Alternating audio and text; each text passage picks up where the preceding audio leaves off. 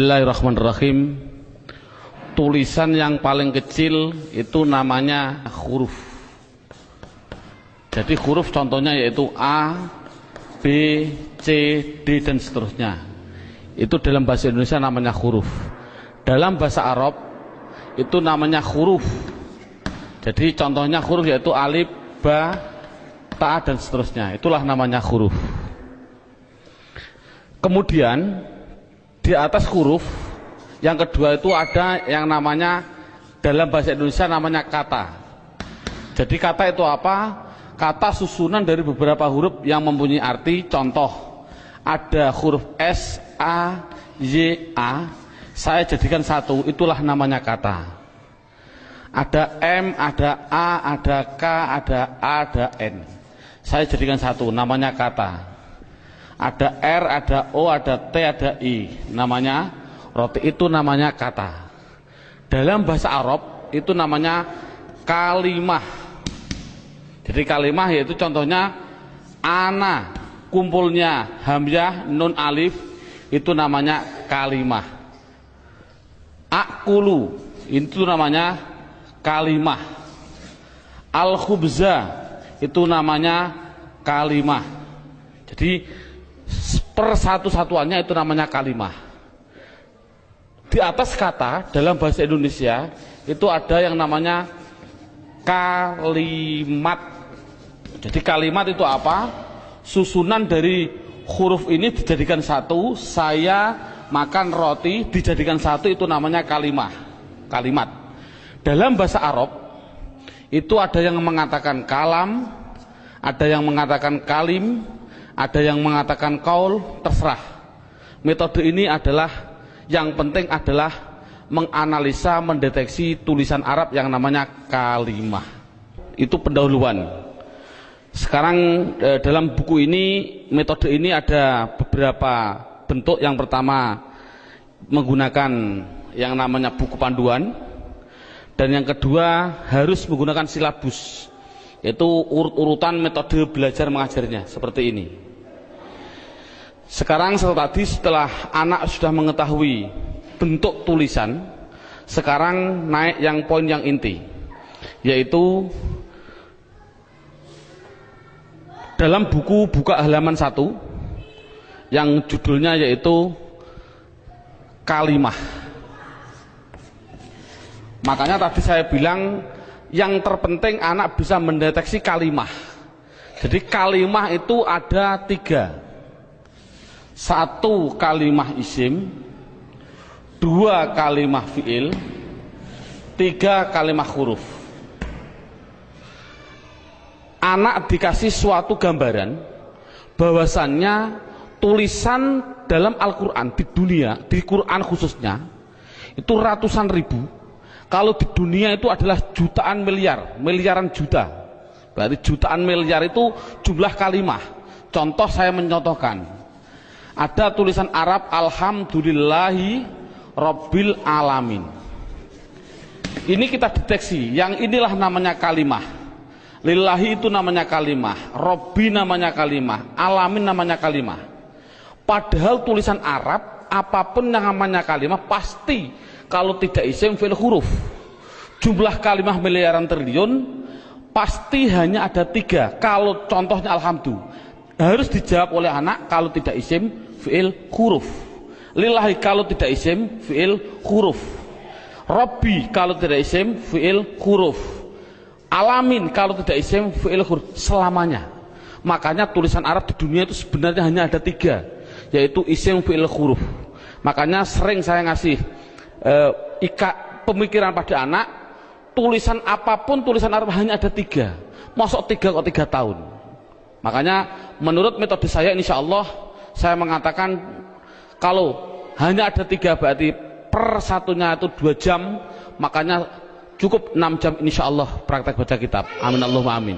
Ini sekarang setelah anak sudah tahu jumlah kalimat ada 3, sekarang bagaimana saya mengetahui alhamdulillah itu isim fi'il atau huruf, lillahi itu isim fi'il atau huruf. Makanya akan saya ulas satu persatunya. Bagaimana cara mendeteksi isim itu fi'il itu huruf. Buka pada bukunya halaman 2. Dalam bukunya halaman 2 dilihat judulnya cara mengetahui isim. Jadi cara mengetahui isim itu dengan 2 cara. Satu mengetahui artinya. Kalau memang artinya itu kok menunjukkan suatu kata benda atau suatu kata sifat, pasti itu dikatakan isim. Jadi isim itu kalau tahu artinya itu menunjukkan benda atau menunjukkan suatu sifat, pasti isim. Sama dengan fi'il nanti juga sama. Cara mengetahuinya fi'il dengan 2 cara sama. Satu mengetahui artinya. Kalau memang artinya menunjukkan suatu kata kerja, itu pasti fi'il. Nah di dunia ini kan hanya ada 3. Pasti kalau tidak kata benda, kata sifat, kata kerja. Saya contohkan, duduk itu kerja atau apa? Jawab saja, anak dites. Contoh saya bilang, duduk, isim, fi'il atau huruf? Anak akan jawab fi'il karena artinya kerja. Saya contohkan lagi, ada tulisan Arab mim sin jim dal. Ini tulisan Arab. Kalau tulisan Arab harus dijawab, lafal mim sin jim dal ini isim, fi'il atau huruf? Anak pasti akan menjawab isim. Tahu kok isim? Karena artinya menunjukkan suatu benda. Ini berarti kan sudah bisa anak. Saya contohkan lagi. Saya bilang ada tulisan Arab, coba anak-anak lafal Arab ini jawab dengan 3 kategori, isim, fi'il atau huruf. Ini saya contohkan, mim dal ro sinta, artinya madrusah. Harus dijawab isim, fi'il atau huruf. Anak pasti akan menjawab itu isim. Tahu kok isim? Karena artinya benda.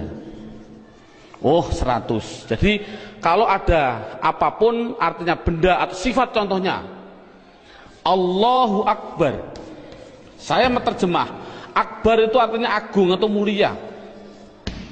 Ini agung itu kan suatu sifat. Otomatis Akbar ini harus dijawab. Akbar itu isim, fi'il atau huruf? Anak akan jawab Akbar pasti isim. Tahu kok isim? Karena artinya itu suatu sifat.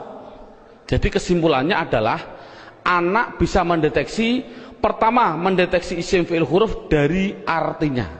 Kalau memang artinya benda atau sifat berarti isim, kalau artinya kerja berarti kalimah fi'il. Pertanyaan selanjutnya, Pak, tulisan Arab katanya miliaran triliun, di Al-Quran ada 700-an ribu. Bagaimana saya mengetahui itu isim, itu fi'il, itu huruf, padahal saya tidak tahu artinya? Oh, kalau tidak tahu artinya, lihat buku panduannya, yaitu lihat halaman 3. Dalam buku halaman 3 judulnya adalah mengetahui tanda-tanda kalimah isim. 1, kalau tidak tahu artinya, 1 harus mengetahui tanda-tandanya. Tanda-tandanya isim. Yang dimaksud tanda-tandanya adalah tanda-tandanya isim. Apa tanda-tandanya isim? Buku halaman 3, 1 yaitu dimasuki tanwin. Tanwin itu berarti baik tanwin dhammah, tanwin fathah, tanwin kasroh. Saya contohkan, hasibun, isim, fi'il atau huruf? Isim. Tahu kok isim? Karena ada tanwin. Untuk anak kecil mungkin kelas 5 diniyah, tanwin itu pasti di belakang. Tulis saja disuruh di belakang. Bukunya tambah situ silahkan. Yang penting tanwin pasti di belakang. Baik tanwin dhammah, tanwin kasroh, tanwin fathah. Saya contohkan, hasibun. Ini tulisan Arab, harus dijawab isim, fi'il atau huruf? Artinya apa? Saya nggak tahu. Kalau tidak tahu ini harus dijawab isim. Mengapa ke isim? Karena ada tanwinnya. Saya menulis lagi, sohi bin, isim, fi'il atau huruf? Isim. Tahu kok isim? Karena ada tanwinnya. Berarti anak sudah bisa mendeteksi, yaitu tanda-tanda yang pertama kalimah isim, yaitu dimasuki tanwin. Sekarang yang nomor 2, Tanda-tanda isim yang nomor 2 itu kalau ada tulisan Arab depannya dikasih al, makanya dalam bukunya hanya dimasuki al, garis miring di depan. Jadi kalau ada tulisan Arab depannya ada alif dan lam, pasti itu isim. Contoh, alhamdu, harus dijawab isim fi'il atau huruf. Jawabnya adalah isim.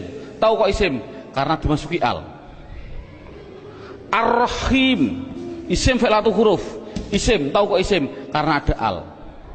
Dan seterusnya. Sekarang yang ketiga, tanda-tanda isim yang ketiga yaitu dimasuki yang namanya huruf jar.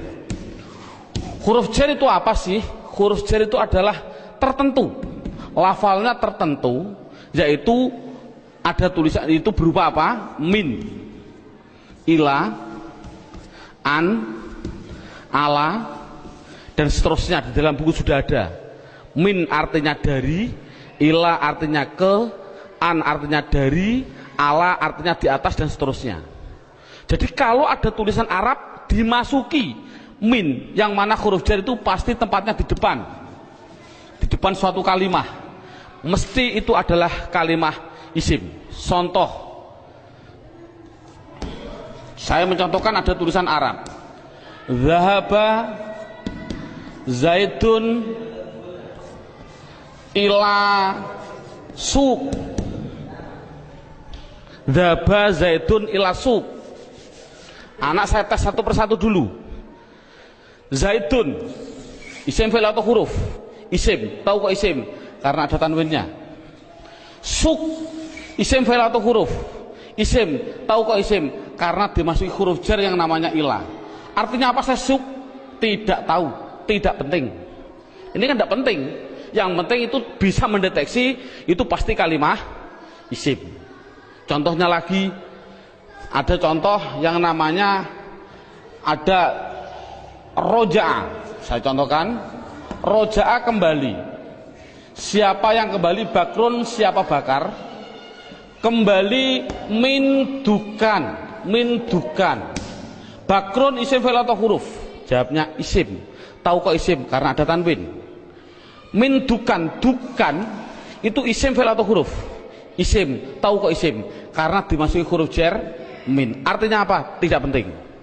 Jadi makanya itu adalah tanda-tanda kalimah isim. Yang ketiga, yang keempat, tanda-tanda isim yang keempat di situ saya tulis. Ya, saya hapus dulu. Tanda-tanda isim yang keempat yaitu dimasuki namanya huruf qasam. Qasam itu artinya sumpah. Qasam artinya sumpah. Di sini huruf qasam hanya ada 3, wawu, ba, ta. Untuk anak pemula jangan dicontohkan selain lafal Allah, jangan. Untuk pemula jangan. Contoh, wal asri. Asri ini adalah isim. Tahu kok isim? Karena ada wawu qasam. Tidak perlu sebenarnya. Yang penting itu adalah wawu qasam nanti. Contohkan saja wallahi. Berarti Allah itu isim karena apa? Dimasuki wawu ini. Itu aja masih bingung untuk anak didik. Jadi kesimpulannya qasam tidak begitu penting. Yang penting yang terakhir ini. Tanda-tanda isim yang terakhir yang kelima yaitu dimasuki yang namanya mamimu. Contohkan, nih contoh mamimu di sini dalam buku panduan. Di situ lihat halaman 65. Halaman 65 dalam bukunya dibuka. Contohnya halaman 65 yaitu fa'ala yaf'ulu fa'lan wa maf'alan fahuwa fa'ilun wa dzaka maf'ulun. Saya ambil yang penting-penting saja. Uf'ul la taf'ul, maf'alun 2 kali ini, maf'alun mif'alun. Cara menerangkan pada anak bahwasannya fa'ala yaf'ulu fa'lan ini adalah dalam bahasa pramuka namanya kata sandi. Kalau dalam bahasa komputer namanya keyword atau password. Atau password, katakan saja password. Passwordnya itu apa? Itu namanya fa'ala. Karena apa? Fa'ala itu adalah hitungan hanya ada 3. 1, 2, 3. Artinya tulisan Arab di dunia, saya tadi bilang miliaran triliun itu pasti dari 3 kata dasar. Saya bilang contoh, memukul, doroba, ini namanya 1, 2, 3. Duduk, jalasa, 1, 2, 3. Menolong, nasoro, 1, 2, 3. Inilah jadi tulisan Arab itu pasti 3. Contoh fa'ala, berarti saya contohkan di atas. Makanya anak, kalau insya Allah kalau anak desa biasanya sudah bisa. Ini namanya fa' fi'il, ini namanya fi'il. Sebagai kata sandi namanya fi'il. Namanya fa' fi'il, ain fi'il, lam fi'il.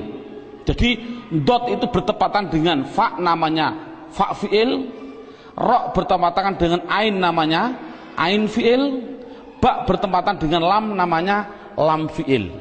Jadi pasti tulisan Arab miliaran triliun itu pasti dari 3 kata dasar. Itu pasti. Jadi kalau dilihat nanti dalam tulisan Arab, yang dimaksud mamimu adalah ada tulisan Arab, depannya ada mim, baik dibaca mi kasroh mi, atau dibaca mim dibaca fathah ma, atau ada tulisan Arab dibaca mu, muslim. Kalau ada tulisan Arab depannya kok dikasih mim dan jumlahnya pasti 4, berarti kan 3 yang asli, mim lam sin asli, mim tambahan, lam fa, lam ain fa asli, mim tambahan. Jadi kalau ada tulisan Arab depannya ada mim, baik dibaca ma atau mi atau mu, pasti itu kalimat isim. Contoh, muslim, isim fi'il atau huruf? Jawabnya adalah isim. Tahu kok isim? Karena dimasuki mu. Saya menulis. Masjid, isim fi'il atau huruf? Isim. Tahu kok isim? Karena dimasuki ma. Dan seterusnya. Saya bilang madrasah, isim fi'il atau huruf? Isim. Tahu kok isim? Karena dimasuki ma. Jadi tulisan Arab kalau ada mim dibaca baik fathah, kasroh, dumah, itu pasti kalimat isim. Sekarang saya tambah sedikit suatu pengenalan. Kalau ada tulisan Arab,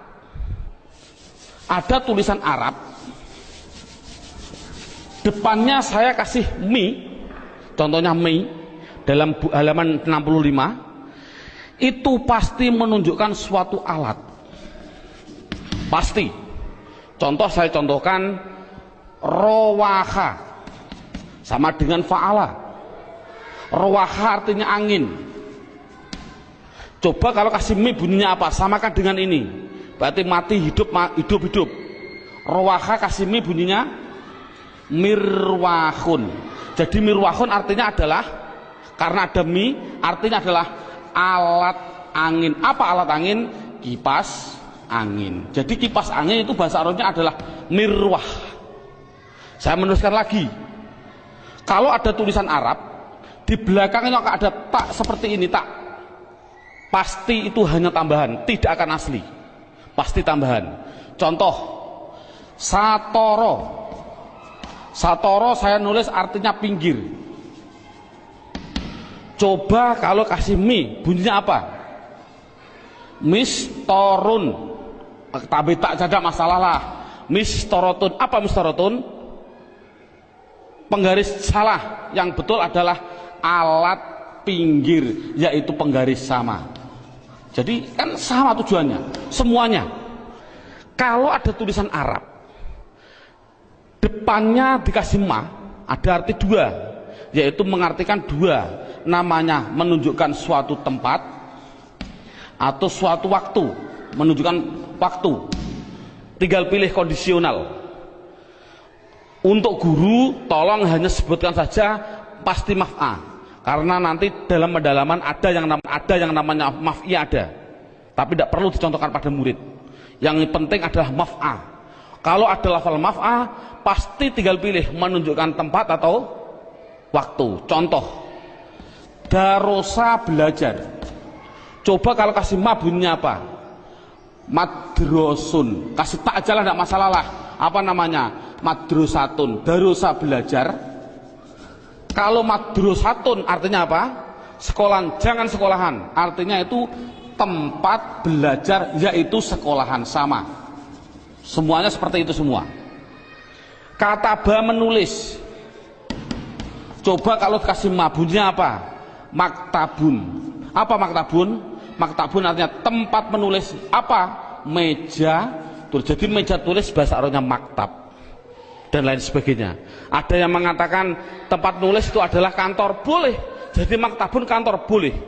Karena memang kantor itu untuk tempat menulis juga. Dan seterusnya. Setelah itu yang penting anak bisa mendeteksi kalimat isim. Ini alhamdulillah cukup sampai ini. Minimal anak bisa mendeteksi media harokat pasti isim. Karena apa?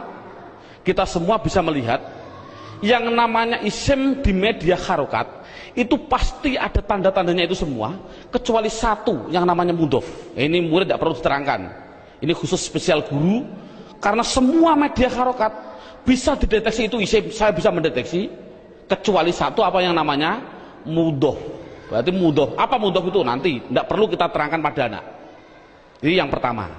Sekarang alhamdulillah beberapa menit sudah bisa anak bisa mendeteksi tulisan Arab yang namanya isim. Sekarang kita mendeteksi yang kedua yang namanya kalimah fi'il. Kita mendeteksi yang kedua namanya kalimah fi'il. Tadi saya bilang kalimah ada 3 isim fi'il huruf.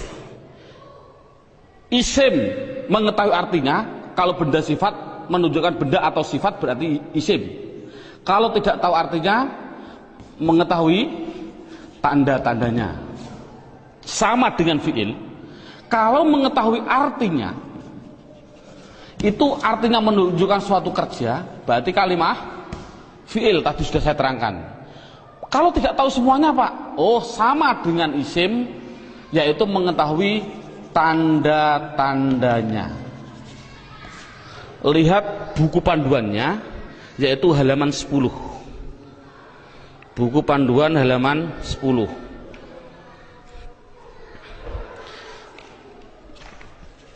Tanda-tanda kalimat isim. 1 dimasuki kot. Di situ saya 1 dimasuki kot. Dimasuki kot. Saya menulis, biar anak, karena anak kecil, mungkin biar jelas, saya suruh di depan. Tempatnya itu di depan. Jadi kalau ada tulisan Arab, kok ada depannya ada lafal kot, pasti setelahnya itu fi'il. Contoh, saya mencontohkan. Allahu Akbar, Allahu Akbar. Qad qomatis sholah, qad qomatis sholah. Ini adalah lafal kot. Koma itu mau tidak mau harus saya jawab itu kalimat fi'il. Tahu kok fi'il? Karena dia dimasuki kot. Ini kan paling mudah. Jadi kalau ada dimasuki kot itu namanya kalimat fi'il. Apa artinya koma? Tidak penting. Yang penting tahu itu adalah fi'il. Tanda-tanda yang kedua yaitu dimasuki yang namanya sin. Tolong lafal sin tidak usah diterangkan. Karena apa kok menerangkan? Wong saya menerangkan fi'il saja belum tahu, saya contohkan lafal sayaqulus sufha. Yaqulu itu adalah fi'il karena apa? Dimasuki sin, tidak akan mungkin paham anak. Makanya sin adalah ditinggal dulu karena dia belum bisa mendeteksi semuanya. Jadi sin saya tinggal. Tanda-tanda fi'il yang ketiga yaitu dimasuki yang namanya saufa. Dimasuki yang namanya saufa. Tulis saja sama, sin ya di depan, saufa ya di depan sama. Contoh yang biasa yang sering didengarkan oleh anak. Contoh saya bilang kala saufata lamun tak lamun, itu pasti saya mengatakan fi'il. Karena apa? Karena dimasuki saufa. Artinya apa? Tidak penting. Karena sudah tahu itu artinya saufa. Saufa itu masuk pada kalimat tadi mesti kalimat fi'il. Ini paling mudah. Yang terakhir tanda-tanda fiil yaitu dimasuki yang namanya taknis. Saya suruh menambahi pada anak. Taknis itu saya bilang, saya tulis di belakang, tempatnya itu di belakang, dan berupa tak seperti ini yang mati. Orang Jawa bilang tak perahu lah. Jadi tak perahu. Nek ono tak perahu seperti itu, pasti itu namanya kalimah fi'il. Contohnya ini. Qad qomat as-shalah, aslinya itu adalah koma, itu fi'il dengan dua tanda-tanda.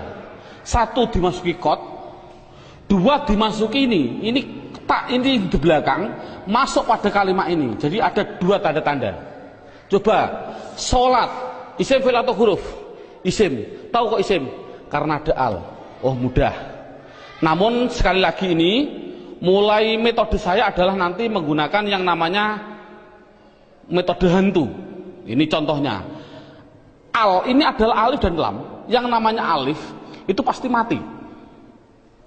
Yang namanya alif pasti mati. Ada mati ketemu mati, itu namanya hantu. Saya tulis mati ketemu mati namanya apa? Hantu. Orang Arab tidak senang hantu. Akhirnya biar ini hidup, akhirnya dikasih biar berdoa. Bunyi apa? Qad qomatis shalah. Bukan qad qomat shalah lagi, tapi qad qomatis shalah. Saya contohkan lagi. Lafal min ketemu masjid. Bunyinya apa? Min al masjid tidak boleh karena ini ada alif mati ketemu mati namanya hantu, tidak boleh, harus dihidupkan biar berdoa, bunyinya minal masjidi. Contoh lagi, an ketemu madrasah, bunyinya apa? Anil. Kok bisa anil? Oh, karena ada mati ketemu mati namanya hantu. Ini sekali lagi orang Arab itu tidak senang atas hantu. Kesimpulannya adalah berapa menit mulai pertama dan sekarang ini anak sudah bisa mendeteksi media harokat yang namanya isim dan fiil. Alhamdulillah, dengan beberapa menit anak sudah bisa mendeteksi namanya media harokat isim atau fiil. Karena apa? Huruf itu hanya huruf jar. Katakan saja huruf jar. Ada huruf li taukid dan sebagainya, itu tidak penting. Jadi kalau huruf jar itu tertentu tadi hanya min ila ada berapa 9. Selain itu tulisan Arab pasti hanya isim dan fiil. Anak sudah bisa mendeteksi kecuali tadi mudhof. Alhamdulillah. Sekarang kita naik poin yang keempat. Poin yang keempat yaitu lihat buku halaman pertama. Dalam halaman pertama terlihat kalimah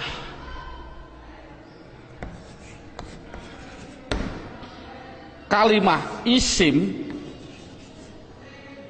fiil, huruf. Ini ada gambar kalimah pasti butuh kepada yang namanya, nah ini garis horizontal namanya perlu. Dalam bahasa Indonesia namanya perlu, bahasa Indonesianya orang Jawa namanya butuh.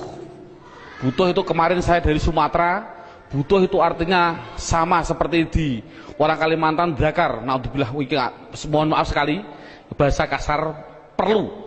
Berarti kalimah itu pasti memerlukan yang namanya i'rab. Halaman pertama dilihat, i'rab itu ada 4. Satu namanya i'rab rofa, 2 namanya i'rab nasab, 3 namanya i'rab jar, yang keempat yaitu namanya i'rab jazm. Jadi kalimah itu pasti memerlukan yang namanya i'rab. Padahal i'rab ada 4, rofa, nasab, jar, jazm. Dan perlu diketahui kalimah isim itu butuhnya hanya butuh 3, bukan 4. Fi'il butuhnya yaitu 3, bukan 4. Huruf, sementara huruf tidak butuh. Jadi yang butuh i'rab itu yaitu khusus yang namanya kalimah isim dan kalimah fiil. Apa i'rab itu nanti saya terangkan. Yang penting isim itu butuh 3. Apa namanya? Dan perlu ditulis dulu. Anak harus digaris bawahi. Rofa pasti domah. Dibilang pasti. Karena pengalaman saya pada waktu kecil, Pak Guru menerangkan rofa yaitu domah wawu alif nun. Itu saya juga bingung. Makanya saya melihat dalam jurumiyah ada namanya alamat asli, menunjukkan bahwasanya anak, saya punya insting, oh berarti mengapa musonaf kok mengatakan asli domah, inilah mungkin metode saya harus mengikuti seperti ini. Jadi setiap anak pastikan yang namanya rofa pasti domah, yang namanya nasab pasti fathah, yang namanya jer pasti kasroh, yang namanya jazm pasti sukun. Dipastikan dulu. Jadi kalau sekarang kita lanjutkan, yang butuh i'rab itu adalah isim butuh 3. Apa-apa? Isim butuhnya yaitu rofa, nasab, jer. Ini kebutuhan isim. Jadi isim butuhnya hanya 3. Rofa, domah, nasab, fathah, jer, kasroh. Tidak butuh kepada jazm. Tidak butuh. Ini penting. Adapun yang fi'il butuh 3. Fi'il butuh 3. Apa-apa?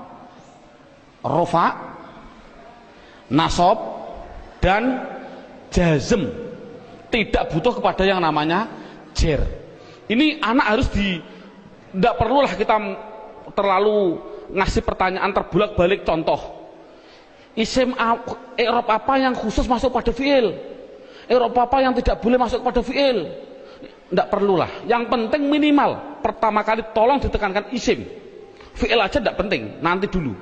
Yang penting kalau bilang isim pasti punya namanya rofa domah, nasab fathah, jer kasroh. Itu isim dulu, matangkan isim. Fi'il tidak perlu ditanyai dulu. Jadi sekarang pertanyaannya, apa sih yang dinamakan rofa domah? Rofa itu adalah i'rab. I'rab itu apa? I'rab adalah perubahan pada akhir kalimat atau kata, akhir kata atau kalimah dalam bahasa Arabnya tadi. Jadi kalau ada tulisan Arab, perubahan belakang itulah namanya i'rab. Contoh saya bilang, ada tulisan Arab min sim jim dal. Belakangnya itu, kalau ini kan kata benda. Ini kan orang tahu kata benda. Kalau benda berarti kalimah isim. Kalau isim harus dijawab, pasti butuh perubahan belakang. Kalau dia rofa ya pasti dun. Apa rofa itu nanti? Pasti dun. Kalau dia nasab berarti pasti dan. Kalau dia jer berarti din. Makanya saya tadi bilang, yang namanya i'rab, khususnya ini, i'rab itu sama dengan nahwu.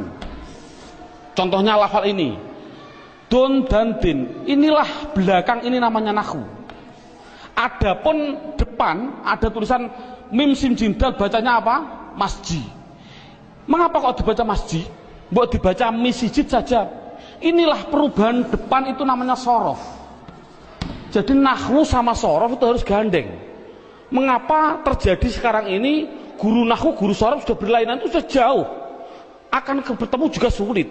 Karena satu kalimat membutuhkan 2 hal. Yang namanya nahwu dan sorof. Jadi perubahan depan itu namanya sorof, perubahan belakang adalah nahwu. Jadi kesimpulannya lagi, ada kesimpulan ini, tolong nanti anak-anak harus dipahami.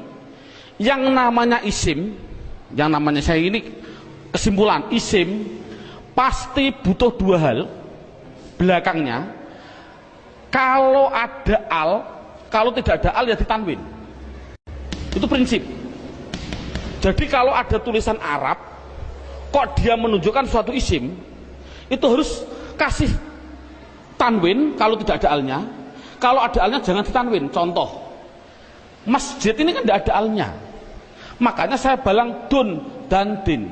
Coba kalau saya kasih al, al masjid, coba rofaknya bunyinya bagaimana? Al masjid, jangan ditanwin karena ada al. Nasabnya bunyinya bagaimana? Al masjidah. Jernya bunyinya bagaimana? Al masjidi. Ini contoh. Dalam buku panduan saya, anak harus dites dengan contoh 2, yaitu dengan lafal basmalah dan takbir. Saya contohkan. Kita kasih contoh yang biasa dibaca oleh anak.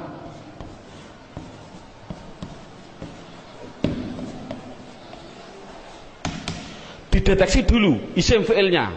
Coba rohim, lafal belakang ini isim fi'il atau huruf? Isim, tahu kok isim? Ada al. Rohman, isim fi'il atau huruf? Isim, tahu kok isim? Ada al. Allah, isim fi'il atau huruf? Isim, tahu kok isim? Ada al. Silahkan. Ini ada khilafiyah ulama. Ada yang mengatakan jangan bilang al. Ini adalah ismudzat, tidak boleh dirubah-rubah. Tapi ada ulama yang mengatakan memang al. Dari lafal aliha dikasih al, jadinya alifnya dikasih panjang. Allah. Nggak, untuk anak kecil biarlah itu bilang isim karena ada al, silahkan. Ismi, ini isim, tahu kok isim karena ada huruf jerba. Ini memang sulit, anak pemula memang sulit, nggak begitu penting. Yang penting dikasih tahu ismi isim karena ada huruf jer masuk. Kalau ini mengatakan isim, ini isim karena ada al, ini isim karena ada al, ini isim karena ada al. Coba harokatnya gimana? Bismi, loh, saya baca kasroh, berarti dia menunjukkan rufa nasab atau jer? Jer, karena kasroh. Oh 100. Bismillahi, saya kasri hi, berarti di kasroh. Isim ada kasroh. Oh masuk karena dia jer berarti. Mengapa kok jer? Oh nanti, belum waktunya. Bismillahirrohmani, mengapa saya bilang nih? Rufa nasab atau jer? Jer. Oh 100. Teruskan. Bismillahirrahmanirrahim. Pasti anak jawab khim. Jawab saja mustahil. Karena sukun itu miliknya fi'il. Ini kan sukun. Sukun itu adalah miliknya kalimah. Sukun itu miliknya kalimah fi'il. Padahal ini isim. Berarti ini milik isim, tidak boleh. Jadi salah pada tulisan Arab Bismillahirrahmanirrahim, mimnya kok disukun, salah. Mestinya itu kalau dia isim, kalau tidak rohimu ya rohimah ya rohimi, pasti itu. Oh kebetulan di dalam Al-Quran tulisannya adalah mi, ya berarti jer. Dari mana kok jer? Yang penting dia kasroh, itu jer. Mengapa kok dibaca jer? Oh nanti belum masalahnya. Yang penting dia bisa mendeteksi itu isim, rofa nasab atau jer. Ini kan anak sudah lumayan. Dengan berarti gambaran rohim ini adalah menggambarkan anak biar tahu, oh isim tidak boleh ditanwin. Loh kok disukun pak? Oh tidak boleh tanwin, maaf, disukun. Mengapa sukun pak? Karena wakof. Saya contohkan lagi 2 contoh. Lafal Allahu Akbar. Allahu Akbar. Orang bilang akbar disukun. Saya jawab salah. Mengapa salah? Tadi saya bilang akbar itu adalah sifat. Yang namanya sifat itu pasti isim. Yang namanya isim tidak mungkin dia disukun. Di dalam tulisannya kalau begini. Karena apa? Sifat isim tidak boleh sukun. Karena sukun itu miliknya fi'il. Kalau isim itu pasti kalau tidak ru, ya roh, ya ri. Mengapa tidak ditanwin? Nanti. Yang jelas ini contoh Allahu Akbar. Allah isim, tahu kok isim ada al. Rufa nasab atau jer? Rufa, tahu kok rufa karena dumah. Akbar yang betul adalah akbaru. Jadi mengapa kok dibilang bar? Karena wakof. Kalau nulis adalah ru yang betul. Makanya sering saya kasih pertanyaan, bagaimana hukumnya ada orang sholat bilang Allahu Akbaru, sah nggak?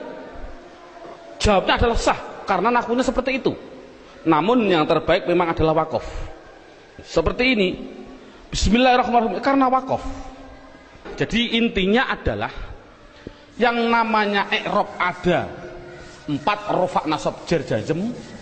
Khusus kita tekankan pada isim. Yang namanya isim belakangnya pasti rofa dumah, nasab fathah, jar kasroh. Itu kesimpulannya.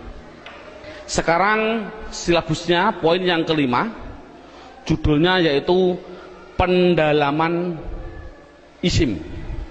Buka halaman 1.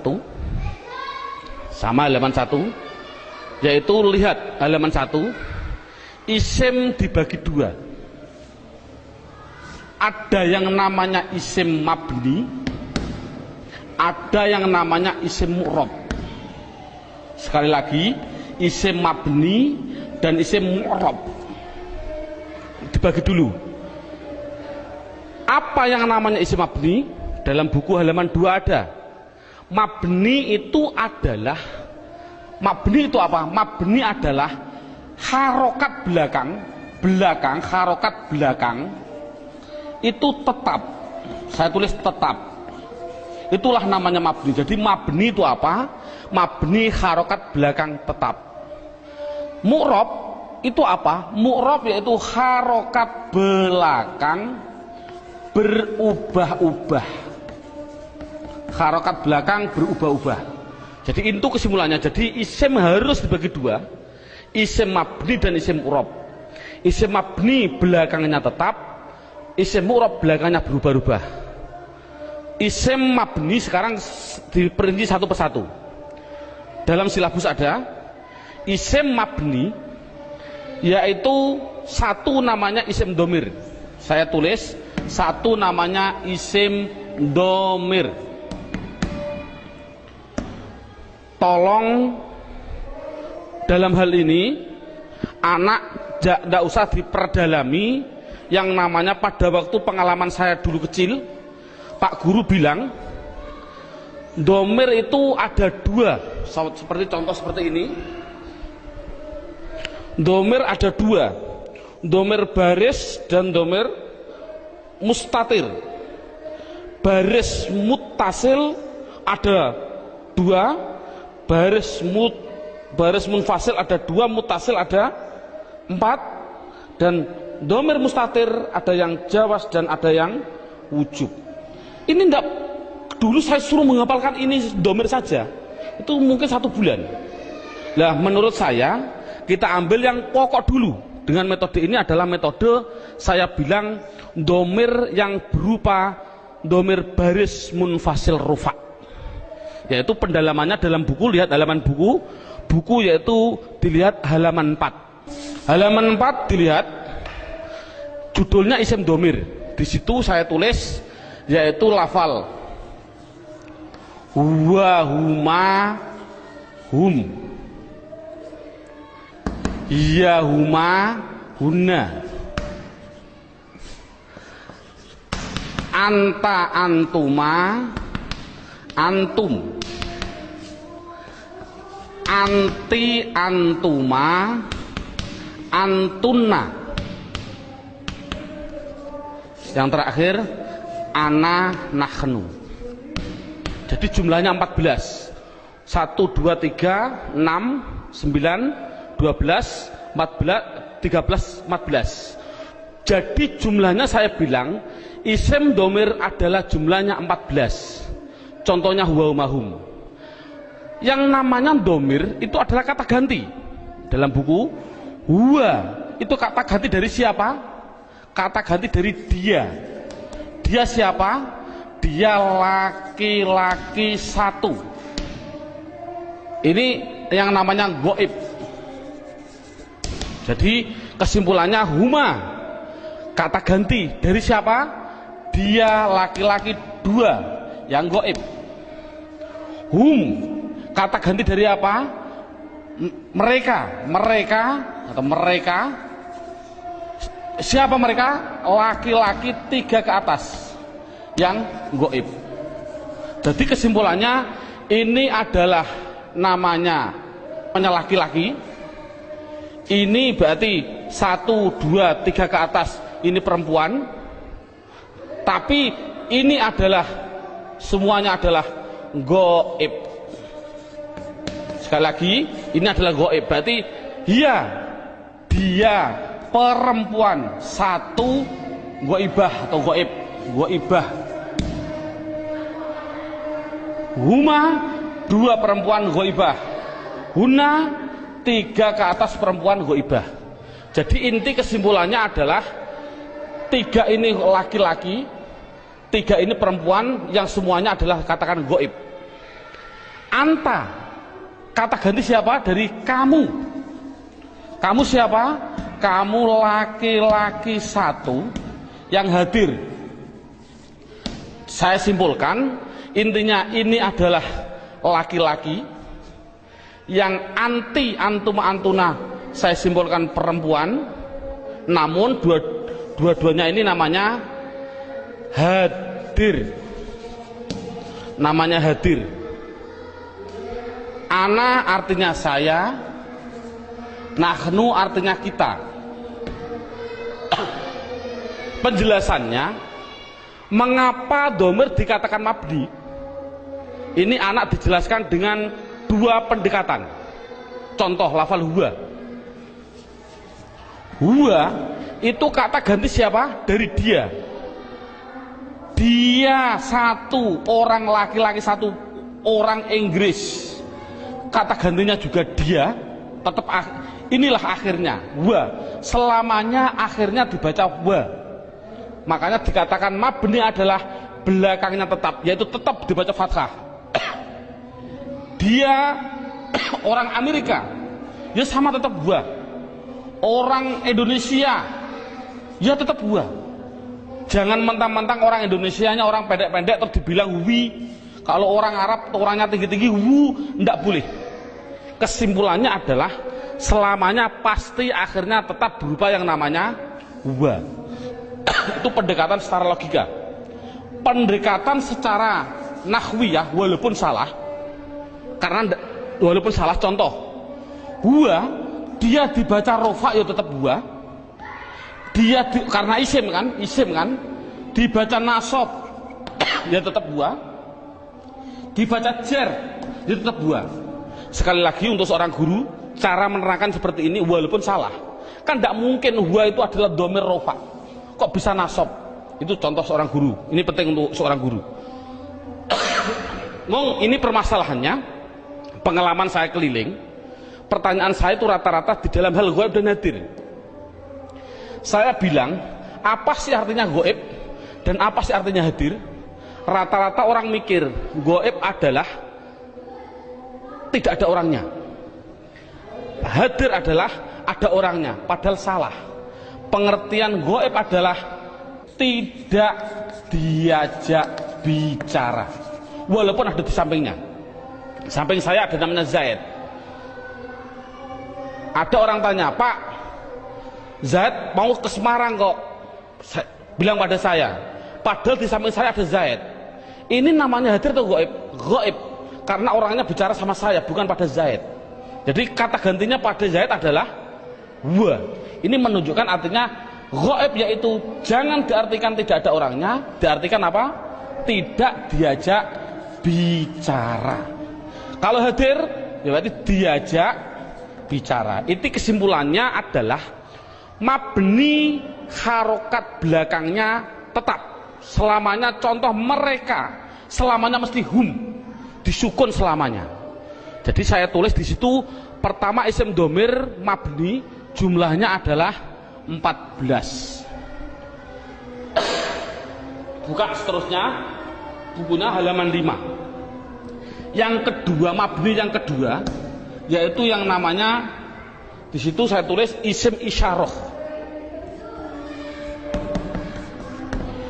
Isim isyarah tidak perlu kita terlalu banyak mencontohkan.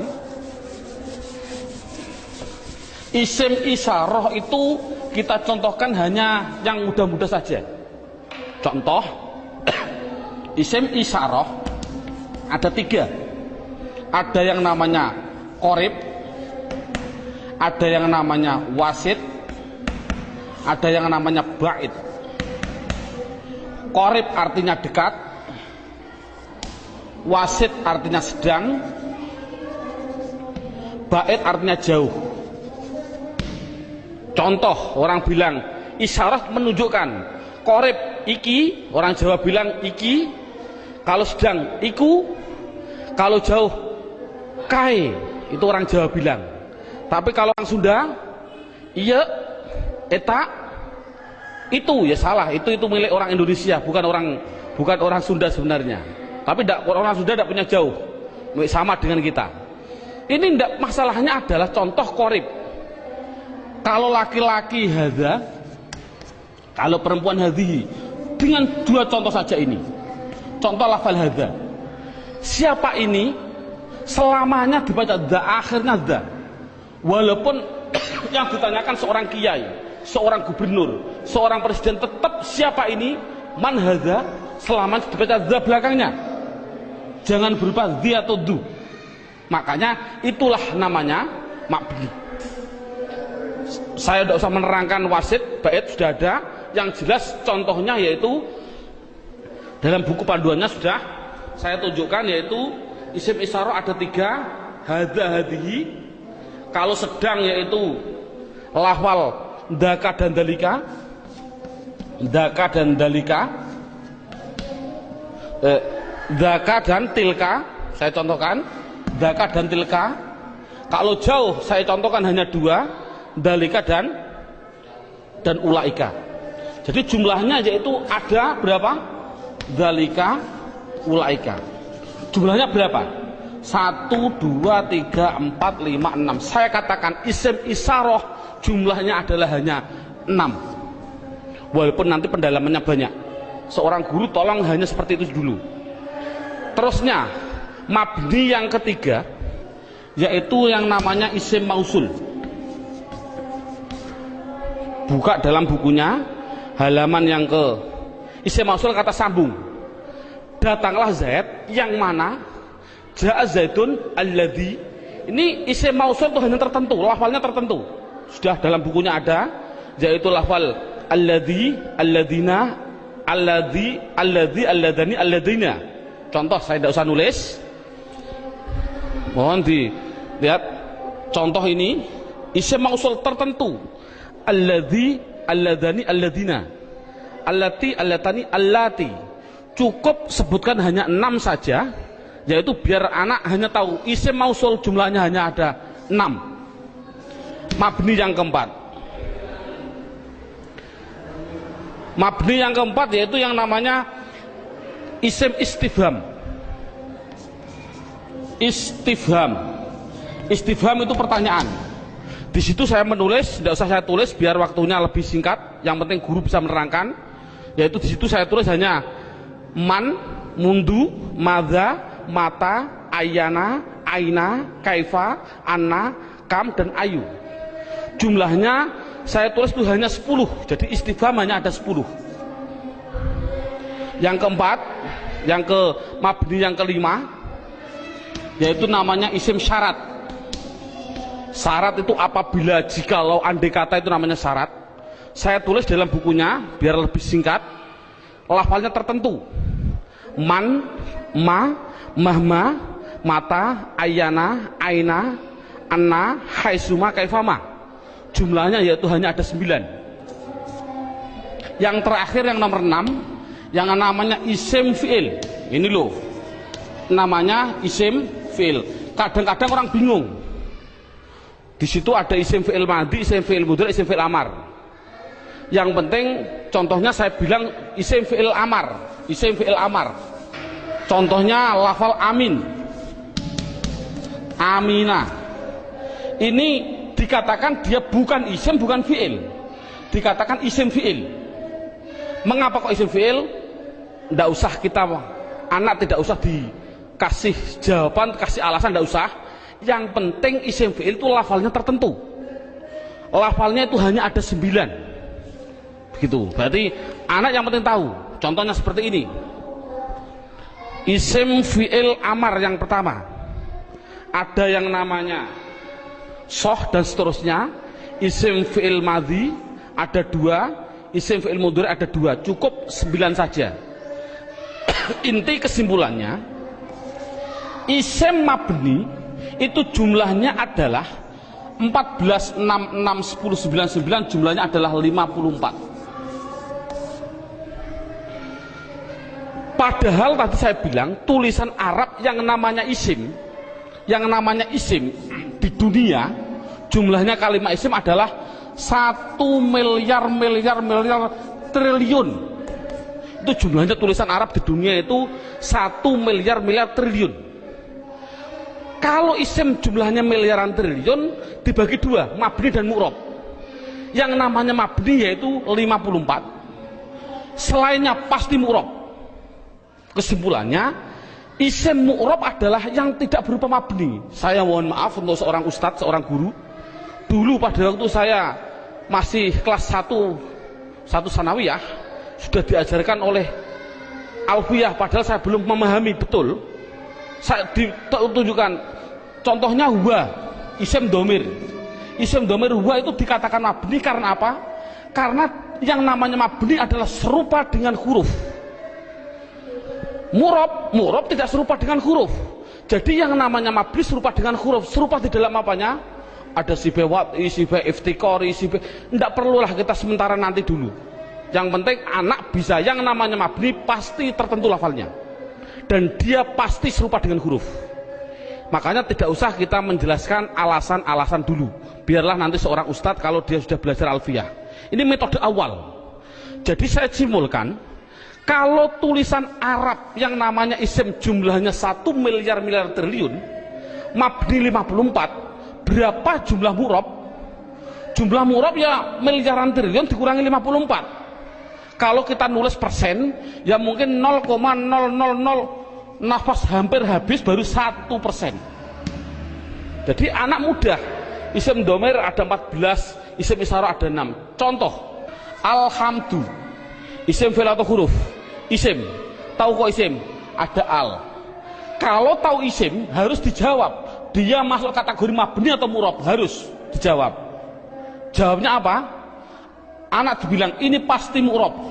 Karena apa kok mu'rob?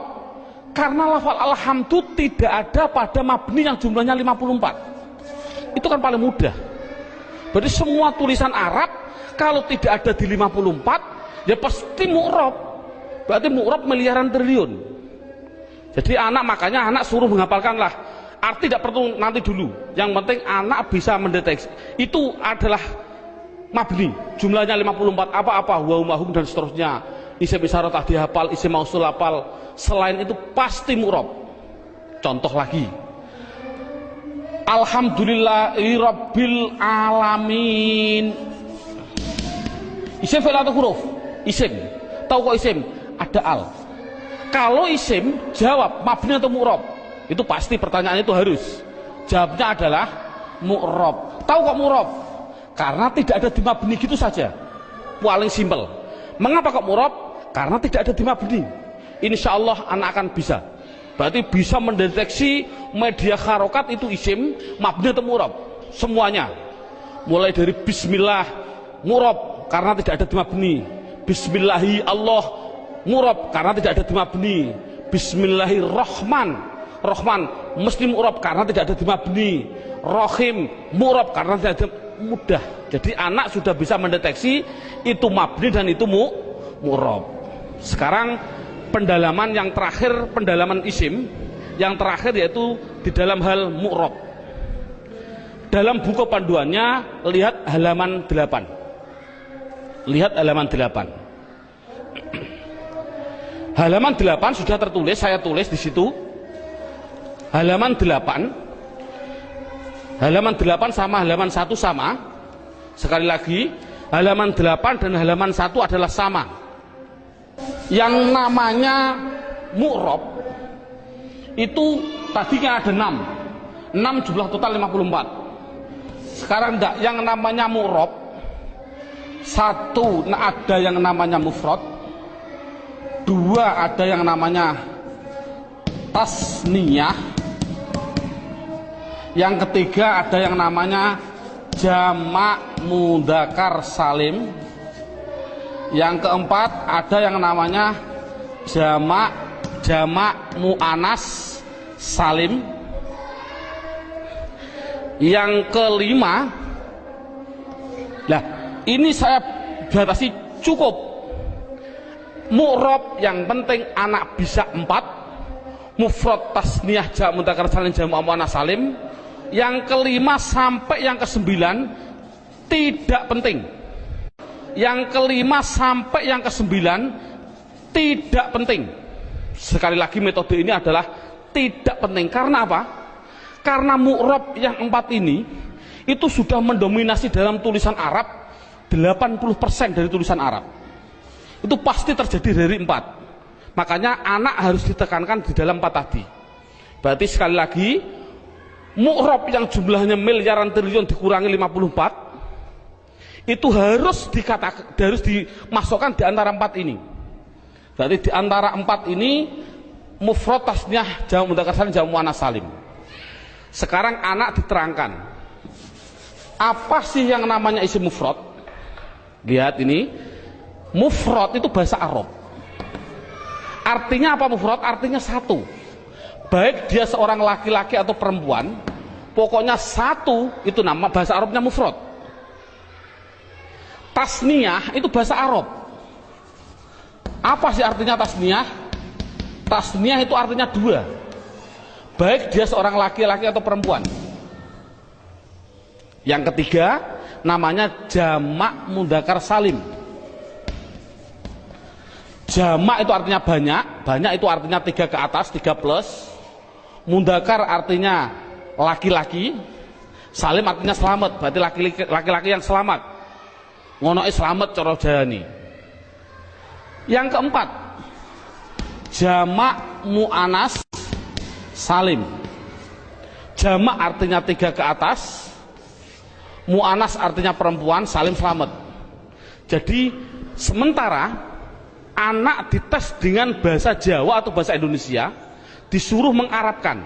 Contoh saya bilang, coba saya bilang 2 buku itu mufrad atau tasniyah atau jamak mudzakkar salim atau jamak muannats salim? Jawab tasniyah. Tahu kok tasniyah? Karena artinya 2. Saya bilang 5 bakar, mufrad, tasniyah atau jamak mudzakkar atau jamak muannats? Jawab jamak mudzakkar salim. Karena apa? Artinya 5, 3 ke atas, zaid adalah, bakar adalah laki-laki. Jadi anak sudah bisa dites dengan bahasa Jawa, disuruh membahasa Arabkan. Contoh sekali lagi, 2 zaid tasniyah, 5 bakar jamak mudzakkar salim, 10 hindun, hindun itu perempuan, jamak muannats salim. Bakar 1 artinya mufrad, Zainab 1 artinya mufrad bahasa Arabnya. Nah, kalau ada tulisan Arab kok tidak berupa mabni yang jumlahnya 54, pasti harus dimasukkan mu'rab. Kalau mu'rab harus dimasukkan di antara 4 ini, harus apa mufrad, apa tasniyah, apa jamak mudzakkar salim, apa jamak muannats salim, pasti harus masuk semua tulisan mu'rab. Contoh, nah ini bagaimana saya mengetahui Pak tulisan Arab itu mufrad, tasniyah, jamak mudzakkar salim, jamak muannats salim? Lihat bukunya halaman 8. Kalau ada tulisan Arab,